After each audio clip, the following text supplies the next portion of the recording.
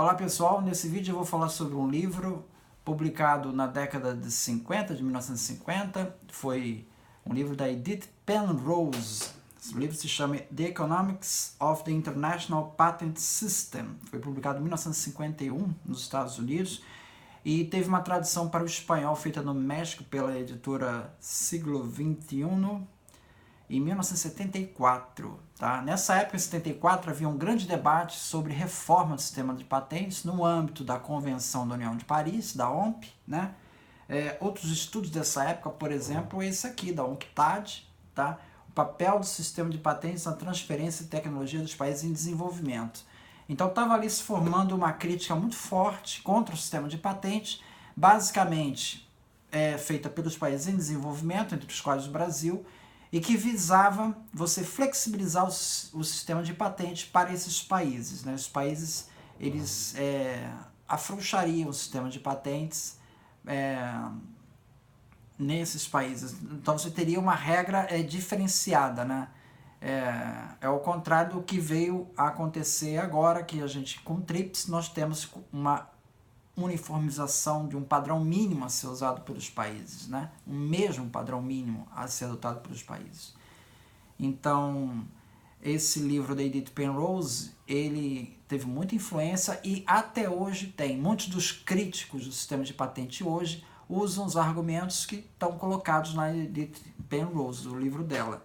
Ela diz, na conclusão, o seguinte: o que mais destacou esse pedido, né, uma economista norte-americana, dos Estados Unidos, ela conclui o seguinte: um acordo formal que eximisse esses países em desenvolvimento do sistema internacional de patentes redundaria em benefício do desenvolvimento geral de sua economia e não traria nenhuma desvantagem do ponto de vista do mundo como um todo. Tá? Os países não industrializados e os que estão nas primeiras etapas de industrialização nada ganham ao outorgar a concessão de patentes estrangeiras. Essas duas afirmações, elas são compartilhadas por muita gente. Muita gente acredita nisso, não acredita que o sistema de patentes seja um elo importante da inovação. Eles estão alinhados aqui com a Edith Penrose. Eu vou falar sobre esse livro, alguns tópicos que ela aborda no livro. Né?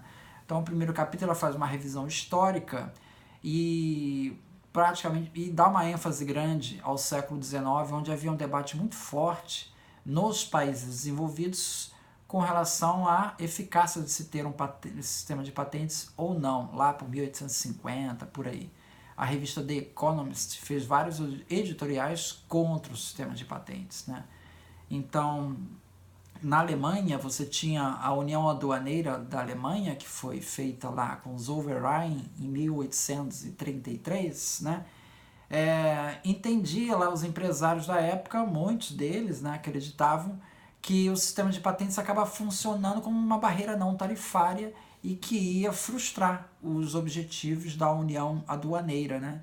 Então, eles estabeleceram em 1842 que os titulares das patentes eles teriam, sim, direitos exclusivos em seus próprios países, exceto o direito exclusivo de venda, de modo que não estavam protegidos contra os produtos dos concorrentes exportadores de outros estados. Né? Então, outros exportadores, outros concorrentes poderiam importar esse produto na Alemanha e vender. Né? O titular não teria exclusividade de venda. Tá? Bismarck ele chegou por algum momento a apoiar o movimento de abolição do sistema de patentes, que acabou não se concretizando, mas que veio a se efetivamente a se realizar na Holanda, em 1869. Né? É interessante chamar a atenção que a Convenção da União de Paris ela não assume que o país membro seja obrigado a ter uma lei de patentes. Não existe isso. Uma amostra disso é que Suíça e Holanda assinaram a Convenção da União de Paris, lá no século XIX, sem ter uma lei de patentes na época. Eles não tinham. Eles assinaram por causa de marcas, mas por patentes eles não tinham. Então, a Convenção de União de Paris, ela não assume um critério de reciprocidade, mas de tratamento nacional, que é diferente. Ou seja, se você tem uma lei de patentes e dá patente para os seus nacionais, pela Convenção de União de Paris, você tem que estender esse direito aos estrangeiros. Você não pode estabelecer critérios diferenciados entre os nacionais e estrangeiros. Agora, se você não tem patente nem para os seus nacionais, se não quiser ter patente nenhuma, é permitido pela Convenção da União de Paris, tá? Nuno Carvalho, ele no livro A Estrutura dos Sistemas de Patentes e de Marcas, Passado, Presente e Futuro, ele mostra um depoimento lá de um empresário francês, que ele diz assim: os franceses não poderão proteger-se nesses países, na Suíça e na Holanda, onde não tinha lei de patentes, enquanto que os seus nacionais, os suíços e holandeses, eles são protegidos na França. É um escândalo, viu? Então ele está revoltado com a ideia de que não há reciprocidade, e realmente não há mesmo. Não foi aprovada a tese de reciprocidade na Convenção da União de Paris. Sobre o caso da Holanda e da Suíça, um autor, Eric Schiff, ele fez um estudo em 1971, nessa época aí do livro da Penrose, né, que está rediscutindo o sistema de patentes entre os países em desenvolvimento, né.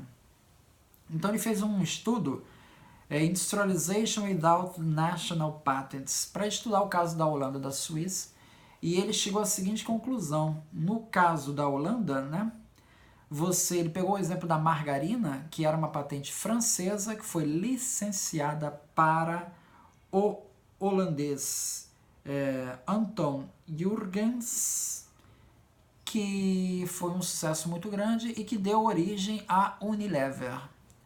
Outro conglomerado holandês que surgiu nessa época foi a Philips, que ela começou a fabricar lâmpadas do Edison sem ter que pagar royalties a ele. Era a única empresa europeia que tinha esse privilégio, acabou se beneficiando com as suas concorrentes, né? Então você tem dois conglomerados holandeses, tá, que nasceram dessa época. Agora o Eric Schiff faz a seguinte observação, que o progresso industrial holandês foi baseado na ausência de uma lei de patentes, sim, mas estava ancorado em inovações e invenções do estrangeiro. Não houve um fomento de inovações sem a lei de patentes. Pelo contrário, as empresas não se viam muito estimuladas a inovar, simplesmente copiavam, né? Bom, uma crítica que a Edith Penrose faz em determinada altura, que depois de ela analisar os sistemas de patentes lá de Veneza, da Inglaterra, da França, da Alemanha, principalmente do século XV e XVI, ela chega à conclusão que o sistema de patentes, os princípios deles remontam a essa época, uma época em que a economia não era forte, uma economia frágil, e uma economia primitiva, né? E nós temos esse resquício dessa época, que é o sistema de patente. Bom, esse argumento da Edith Penrose, ele pega pelo seguinte: a propriedade privada, ele não surgiu na era moderna, ele já vem da antiguidade. Então, devemos também nos livrar da propriedade privada? As universidades são uma herança do período medieval. Elas surgiram na Idade Média. Devemos nos livrar, então, das universidades?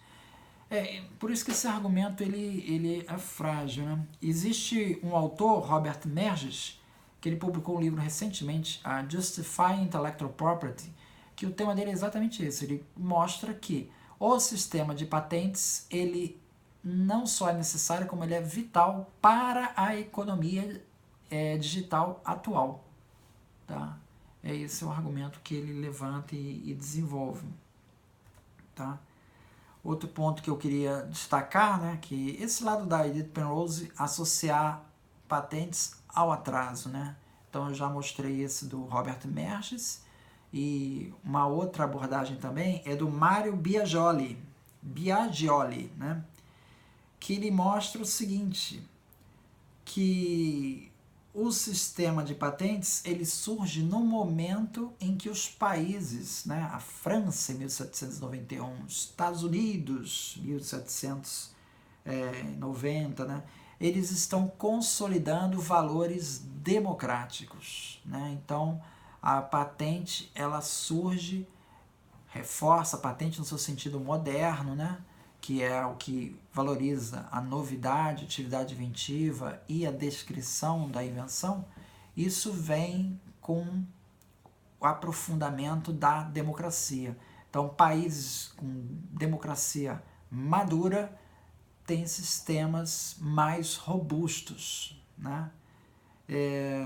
Na mesma perspectiva, Paul Rubier, que é um tratadista de patentes, muito conhecido, ele diz que a propriedade industrial surge em um momento em que se objetiva a conquista de clientela, ela é, portanto, decorrência da liberdade do comércio e da indústria, pois foi unicamente sobre o regime de concorrência econômica que se pôde desenvolver.